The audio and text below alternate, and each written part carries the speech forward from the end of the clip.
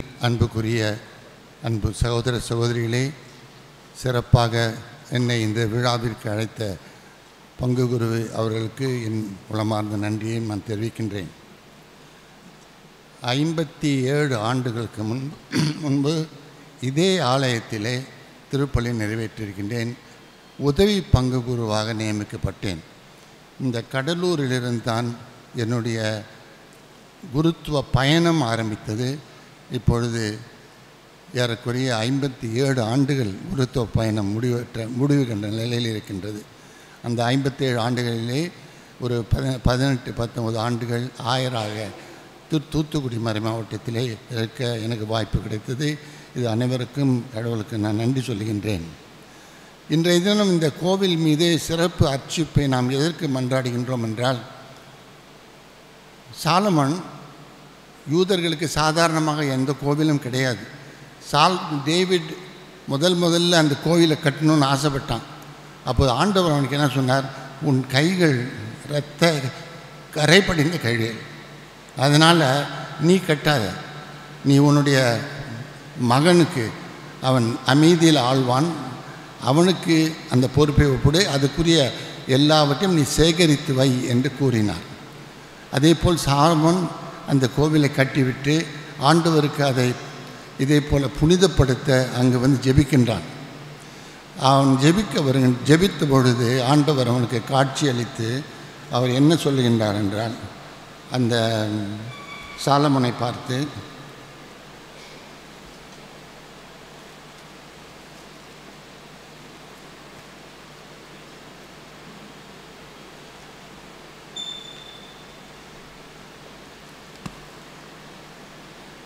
இந்த 1 அரசர் 9வது அதிகாரத்தில் நமக்கு தென்படுகின்றது. சாலமோன் ஆண்டவரின் இல்லத்தையும் அரச மாளிகையையும் இன்னும் கட்ட விரும்பி எல்லாவற்றையும் கட்டி முடித்த பின் ஆண்டவர் கேபோனில் சாலமோனுக்கு காட்சியளித்தது போல மீண்டும் அவருக்கு காட்சியளித்தார். ஆண்டவர் அவருக்கு சொன்னது, என் முன்னிலையில் நீ செய்த வேண்டுதல்களையும் விண்ணப்பங்களையும் நான் கேட்டேன். நீர் கட்டிய இந்த கோவிலின் மீது எமது பெயர் என்றென்றும் விளங்கும்படி அதை புனிதமாக்குவேன். என் கண்களும் என் இதயமும் எந்நாளும் அங்கே இருக்கும். நான் கட்டளையிட்ட அனைவத்தையும் உன் தந்தை தாவீதை போல் நீயும் கடைபிடித்து வாழ வேண்டும் என்று கற்பிக்கின்றார். எனவே சாலமனுக்கு ஆண்டவர் அவன் கட்டிய ஆலயத்தை அர்ச்சிக்கும் பொழுது அவனுக்கு தோன்றி அவர் கூறியது இதுதான், நீ இந்த ஆலயத்தை அர்ச்சித்திருக்கின்றாய், அதனால் அவர் என் முன்னிலையில் செய்த வேண்டுதலையும் விண்ணப்பங்களையும் நான் கேட்டேன். இந்த ஆலயத்திலிருந்து நீ செய்த வேண்டுதல்களையும் விண்ணப்பங்களையும் நான் கேட்டேன். நீர் கட்டிய இந்த கோவிலில் எனது பெயர் என்றென்றும் விளங்கும்படி அதை புனிதமாக்கினேன். என் கண்களும் என் இதயமும் எந்நாளும் அங்கே இருக்கும். நான் கட்டளையிட்ட அனைத்தையும் உன் தந்தை தாவீதை போல மன தூய்மையுடன் நேர்மையுடனும் கடைபிடித்து நீ வாழ வேண்டும் என்று அவர் கூறுகின்றார். அந்த ஆண்டவர் கூறுகின்றதில் என்ன சொல்கிறார்? என் முன்னிலையில் செய்த வேண்டுதலையும் விண்ணப்பங்களையும் நான் கேட்டேன். இந்த ஆலயத்திலிருந்து நீங்கள் செய்யும் வேண்டுதலையும் விண்ணப்பங்களையும் ஆண்டவர் கேட்கின்றார். அதுதான் இந்த ஆலயத்திற்கும் மற்ற இடத்திற்கும் உள்ள வேறுபாடு. வீட்டிலிருந்து கூட ஜெபிக்கலாம், ஆலயத்தை கொண்டு ஜெபிப்பதற்கு காரணம் அங்கு இறைவனின் பிரசன்னம் இருக்கின்றது. அதுதான் என் முன்னிலையில் நீ செய்த வேண்டுதலையும் விண்ணப்பத்தையும் நான் கேட்டேன். அதை ஆண்டவர் செவி கொடுத்து கேட்கின்றார். நீர் கட்டின இந்த கோவில் எனது பெயர் என்றென்றும் விளங்கும்படி அதை புனிதமாக்கினேன். இன்றைக்கி தூய்மைப்படுத்தி இந்த கோவிலை என்றைக்கும் புனிதமாக்கினேன்.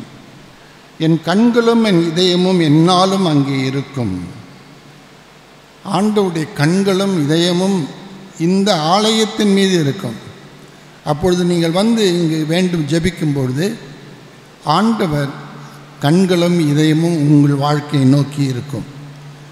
உங்கள் வாழ்க்கைக்கு அவர் நற்செய்தி அளிப்பார். உங்களை ஆசீர்வதித்து உங்களை வழி நடத்துவார்.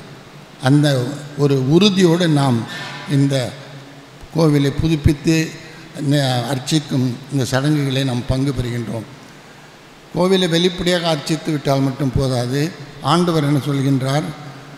நான் அங்கு இருந்து உன் விண்ணப்பத்தை கேட்பேன், மேலும் என் முன்னிலையில் நீ செய்த விண்ணப்பங்களையும் நான் கேட்டேன். நீ கட்டின இந்த கோவிலில் எனது பெயர் என்றும் விளங்கும்படி அதை புனிதமாக்கினேன். இது முக்கியமானவை. என் கண்களும் என் இதயமும் என்னாலும் அங்கே இருக்கும். கடவுளுடைய கண்களும் இதயமும் இந்த ஆலயத்திலே எப்பொழுதும் இருக்கும்.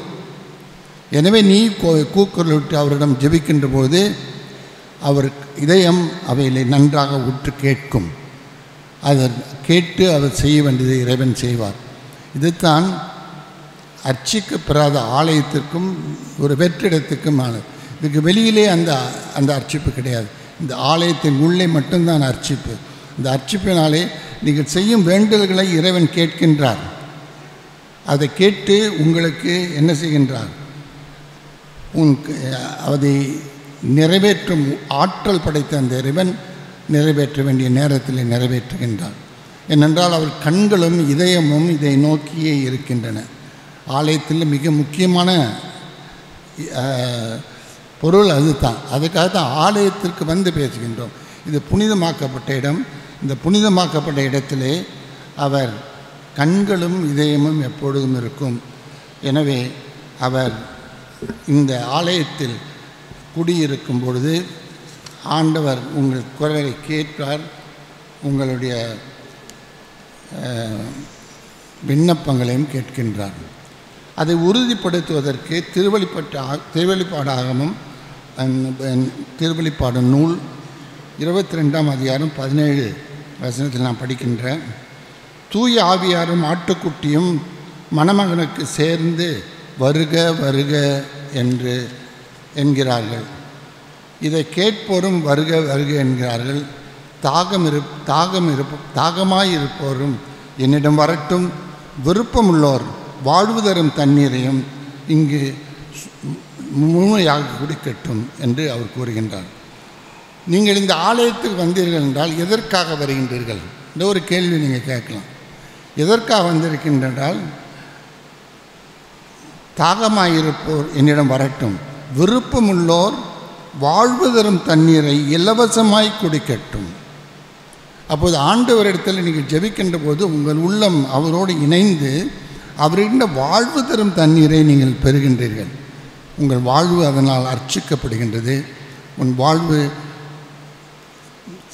இறைவன் வழியை நோக்கி திசை நோக்கி சென்று புனித வாழ்வை அடைய அது முயற்சிக்கின்றது. எனவே இந்த ஆலயத்தின் சிறப்பை அது தெளிவாக கூறுகின்றார். இந்த ஆலயத்தின் சிறப்பு என்னவென்றால், இவை கடவுளுடைய கண்களும் இதயமும் இங்கே உங்களை நோக்கி இருக்கின்றன. அந்த கண்களும் இதயமும் ஒன்றும் ஏனோதானோ என்ற ஒரு இதயம் இல்லை. நம்மை பற்றி கவலைப்படும் இதயம். சுமை சுமந்து சோர்ந்திருப்போர் என்னிடம் வாருங்கள் என்று தான் அழைக்கின்றார். என்னிடம் வந்து உங்கள் சுமைகளை என்னிடம் ஒப்படைங்கள், அப்பொழுது அது எளிதாகும், சுமப்பதற்கு இனிமையாகும் என்று தெளிவாக நமக்கு வாக்களித்திருக்கின்றார். எனவே அன்புக்குரியவர்களே, இந்த ஆலயத்தில் வருகின்ற பொழுது ஆண்டவருக்கு நமக்கும் ஒரு உரையாடல் தேவைப்படுகின்றது. இங்கு வந்து ஏதோ ஒரு கல்ச்சுவர்கள் நிற்கின்றன, அதுபோல் ஒரு உணர்வும் இல்லாமல் இருக்கின்றது. அது கிறிஸ்துவனுக்கு உட்பட்டதல்ல. ஆண்டவரின் அருளையும் அவருடைய கண்களும் இதயமும் நம்மை பார்க்க வேண்டும் என்பதற்காக இங்கு வருகின்றீர்கள். எனவே இங்கு இருக்கின்ற நேரத்தை முழுமையாக பயன்படுத்தி கொள்ள வேண்டும். நீங்கள் ஒரு பெரிய அரசனுடைய அரண்மனைக்கு அழைக்கப்படுகின்றீர்கள். அரசன் உங்களுக்கு என்ன வேணும்னு கேட்குறான். அப்போ நீங்கள் என்ன வாய் திறந்து எல்லாம் சொல்லுவீங்க இல்லையா? இங்கேயும் ஆண்டவர் சொல்கிறார், என் கண்களும் இதயமும் உங்களை நோக்கி இருக்கின்றன, நீங்கள் என்ன வேணுமோ என்னோடு உறவாடுங்க, நான் உங்களை ஆசீர்வதிப்பேன், அதற்காக தான் இருக்கின்றேன். அதனால் நம் வாழ்க்கையில் இந்த ஆலயத்துக்கு வருகின்ற பொழுது இந்த நோக்கத்தை நாம் என்றைக்குமே மறக்கக்கூடாது. கடவுளின் கண்களும் இதயமும் நம்மை நோக்கி இருக்கின்றன. எனவே அவர் நாம் கேட்கும் விரும்பும் வேண்டுதல்களை அவர் கனிவோடு செவிசாய்க்கின்றார். இதை மறந்து விடாமல் இந்த நம்பிக்கை நிறைந்த சொற்களை நம் உள்ளத்தில் எடுத்துக்கொள்ள வேண்டும். இன்றைக்கு சுவிசேஷத்தில் கேட்ட வாசகம் என்ன? அந்த ஒரு பெண் பல ஆண்டுகளாக கஷ்டப்பட்டுட்டு இருந்தார். இயேசுவை பற்றி கேள்விப்பட்டிருக்கிறார். இவ்வளோ தூரம் உயிர் கொடுக்கின்றவர், ஆற்றல் அளிக்கின்றவர், நோய்களை குணமாக்கின்றவர் அவர் கேள்விப்பட்டிருக்கின்றார். எனவே அவருக்கு அவர் மேலே ஒரு நம்பிக்கை ஏற்பட்டுச்சு.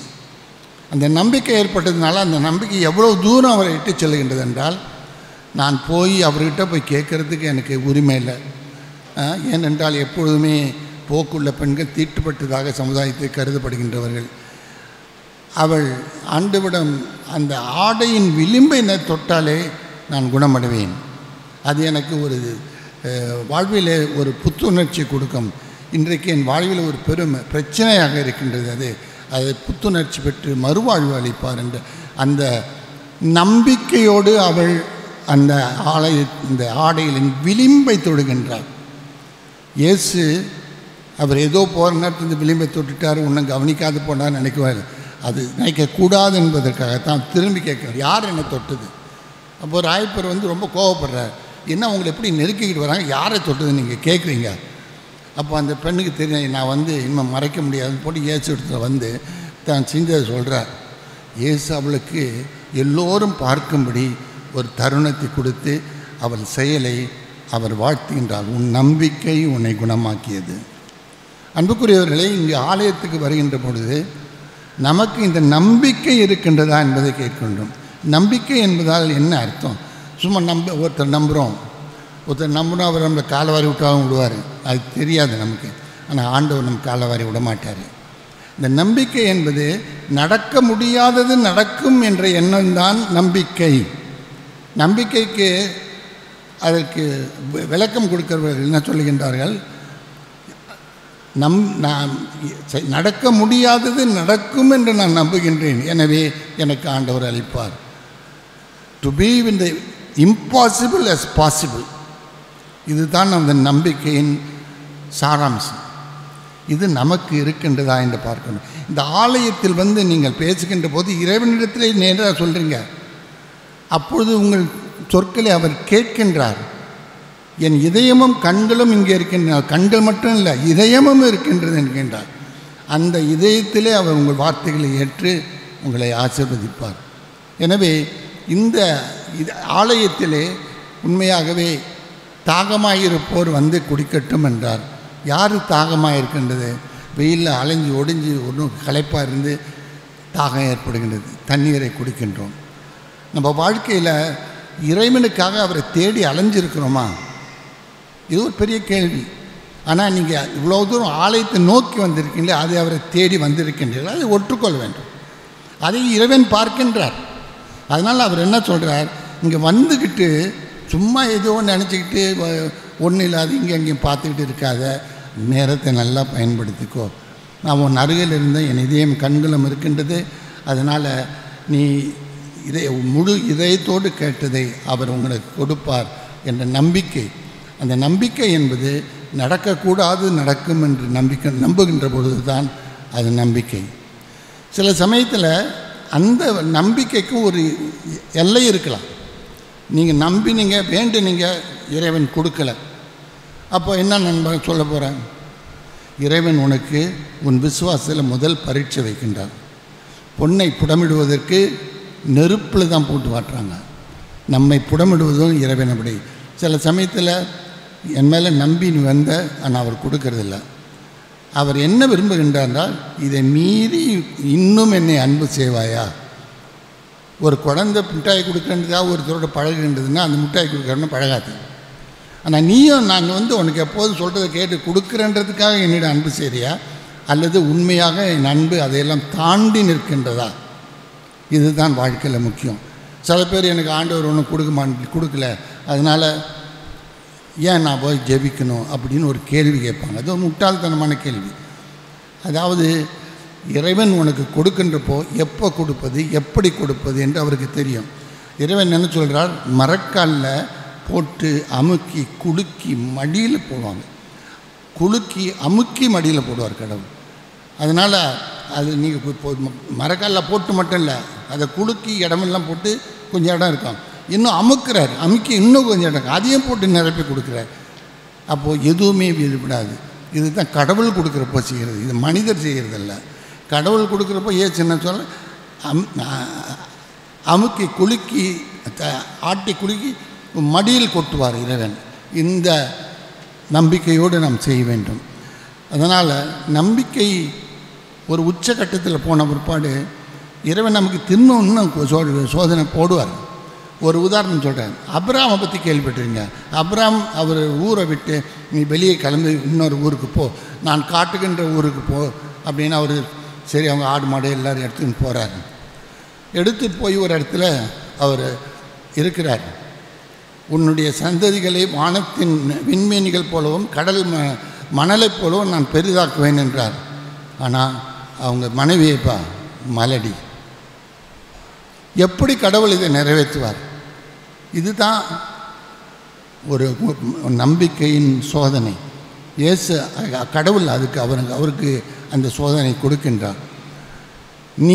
நான் கொடுத்த வாக்குறுதிக்காக நீ அன்பு செய்கின்றாயா, அல்லது வாக்குறுதிகள் கொடுக்காவிட்டாலும் என்னை அன்பு செய்யும் குணம் உனக்கு இருக்கிறதா, அந்த இதயம் உனக்கு இருக்கின்றதா என்று.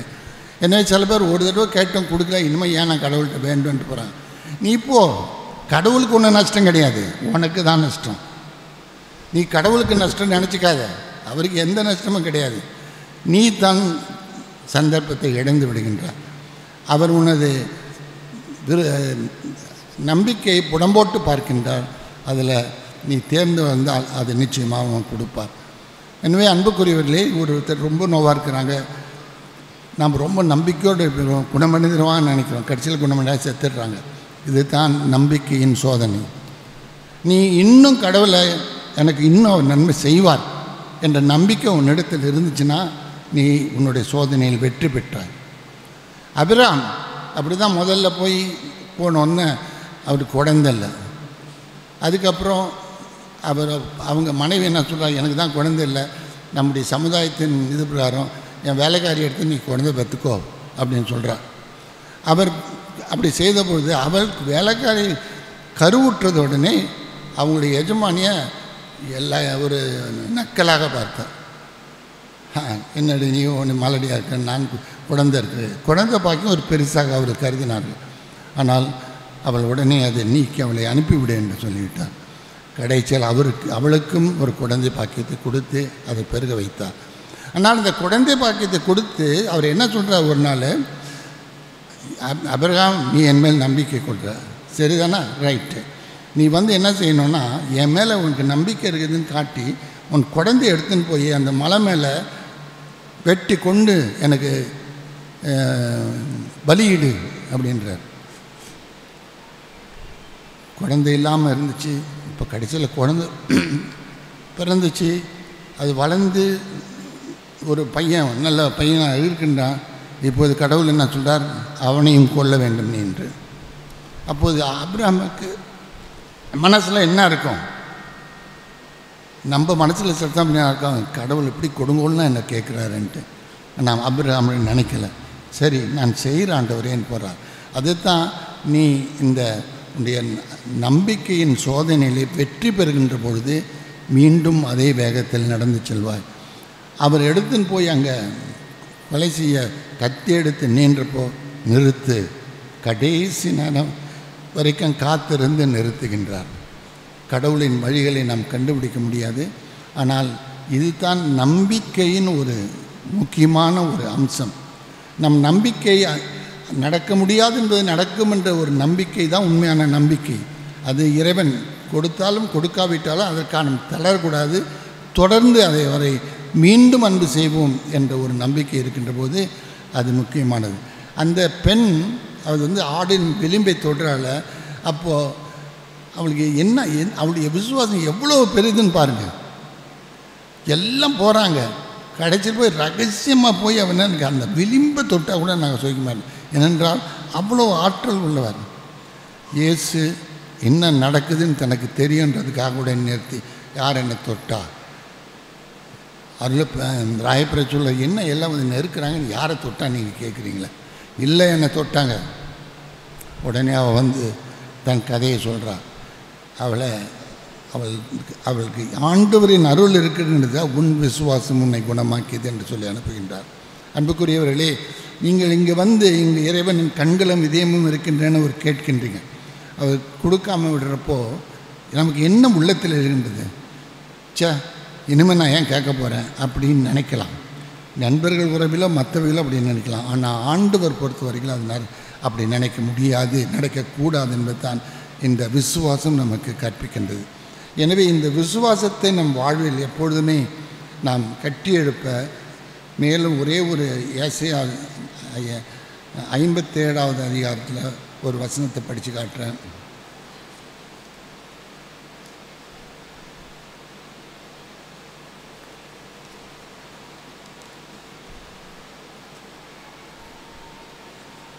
ஐம்பத்தி 5வது வசனம் 7, 8.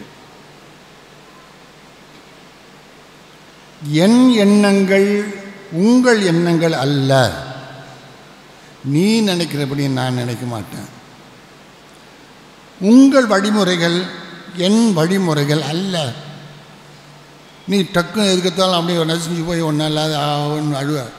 என் வழிமுறைகள் அல்ல அது. மண்ணுலகிலிருந்து விண்ணுலகம் மிக உயர்ந்து இருப்பது போல உங்கள் வழிமுறைகளை விட என் வழிமுறைகளும் உங்கள் எண்ணங்களை விட என் எண்ணங்களும் மிக உயர்ந்து இருக்கின்றன. இதுதான் நம்ம நம்பிக்கையை அசட்டி பார்த்து அவர் கடைசியில் கொடுக்குற தீர்ப்பு. உன் நம்பிக்கை இதெல்லாம் தாண்டி நிற்கின்றது. ஆனால் என் எண்ணங்கள் உன் எண்ணங்கள் அல்ல. நீ எப்போ பார்த்தாலும் இன்றைக்கி ஸ்வீட்டு கொடுக்குறாங்களோ அந்த தாய்கிட்ட தான் போகணுன்னு ஆசைப்படலாம். ஆனால் நான் அப்படி இல்லை, உன் விசுவாசத்தை சோதித்து தான் உனக்கு கொடுப்பேன் நான் அப்படின்னு சொல்கிறாரு. அதனால் என் எண்ணங்கள் உங்கள் எண்ணங்கள் அல்ல. மண்ணுலகிலிருந்து விண்ணுலகம் மிக உயர்ந்தது. ரெண்டுக்கு இருக்கிற தூரம் எவ்வளவுன்னு நீங்கள் கணக்கிட முடியாது. அவ்வளவு வித்தியாசமானது உங்கள் எண்ணங்களும் என் எண்ணங்களும். ஆனால் என் எண்ணங்கள் மீது நீ நம்பிக்கை வைக்க முடிஞ்சால் நம்பிக்கை வைங்க, அப்பொழுது அதற்கு நலம் பெறுவீர்கள் என்று வெகு தெளிவாக சொல்லுகின்றார். எனவே அன்புக்குரியவர்களே, நம்ம இதை நம் மனதில் நன்றாக இதில் ஈர்க்க வேண்டும்.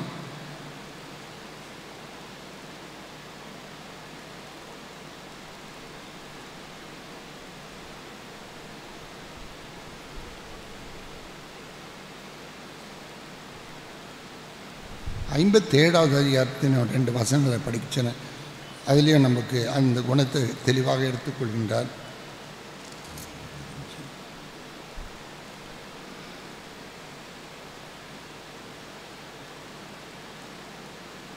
நொறுங்கிய உள்ளத்தினரோடும் நலிந்த நெஞ்சத்தினரோடும் நான் வாழ்கின்றேன்.